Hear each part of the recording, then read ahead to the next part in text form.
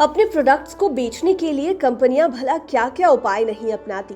वो चाहे किसी बड़े फिल्म एक्टर से उस प्रोडक्ट का टीवी पर ऐड करवाना हो या फिर उनका होर्डिंग लगवाना हो, हर कंपनी अपने प्रोडक्ट्स की सेल बढ़ाने की होड़ में लगी हुई है, जिसके लिए कंपनियां अपने प्रोडक्ट्स के पुराने हो जाने पर उसमें आई खराबी के बाद मरम्मत करने से बचती है। कई बार आप भी तो अपने मोबाइल, लैपटॉप, वॉशिंग मशीन के पुराने हो जाने पर उसमें खराबी को लेकर कंपनी की सर्विस सेंटर में गए ही होंगे, जहां आपने देखा होगा कि कैसे मैकेनिक आपके साथ टाल मटोल करता है।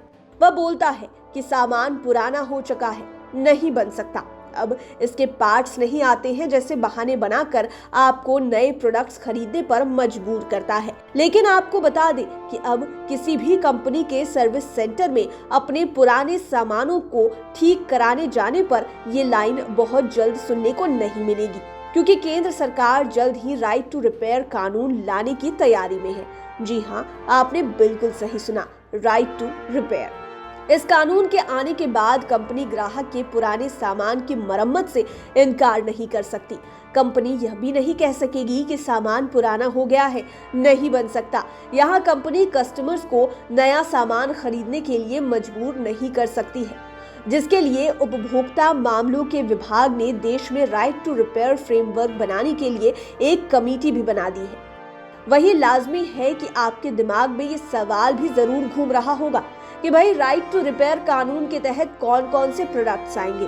तो आपको बता दें कि राइट टू रिपेयर में मोबाइल, लैपटॉप, टैबलेट जैसे इलेक्ट्रॉनिक गैजेट्स समेत washing machine, refrigerator, AC, furniture और टेलीविजन जैसे कंज्यूमर ड्यूरेबल्स शामिल होंगे। तो वही ऑटोमोबाइल्स और एग्रीकल्चरल इक्विपमेंट्स यानी कि आपकी कार के स्पेयर पार्ट से लेकर किसानों के काम आने वाले उपकरण भी राइट टू रिपेयर के दायरे में आएंगे। वहीं आपको इस कानून के आने से होने वाले फायदे के बारे में बताएं तो इस कानून के लागू होने के बाद अगर किसी का mobile, laptop, tab, washing machine, AC, fridge, television, car जैसे कोई प्रोडक्ट्स खराब हो जाते हैं तो उस कंपनी का सर्विस सेंटर रिपेयर करने से इनकार नहीं कर सकता है कि पार्ट पुराना है और उसे बनाया नहीं जा सकता। कंपनी को गैजेट का वह पार्ट बदल कर देना होगा। नए कानून के बाद अब कंपनियों को किसी भी सामान के नए हिस्से के साथ पुराने हिस्से को भी रखना होगा।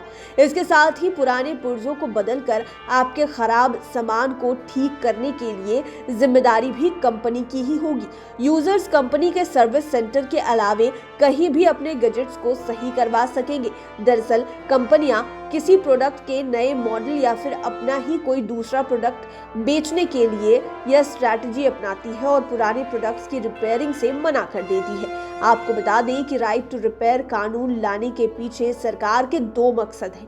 पहला, ग्राहकों को रिपेयरिंग ना होने की वजह से बिना जरूरत नए प्रोडक्ट्स खरीदने से मुक्ति मिलेगी।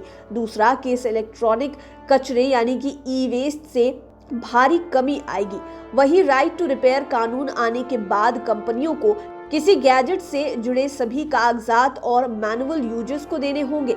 कंपनियों को नए के साथ पुराने प्रोडक्ट्स के पार्ट्स भी रखने होंगे। यूजर्स कंपनी के सर्विस सेंटर के अलावे कहीं और भी अपने गैजेट्स या फिर प्रोडक्ट्स को रिपेयर करवा सके, इसके लिए प्रोडक्ट्स के पार्ट बाजार में उपलब्ध कराने होंगे।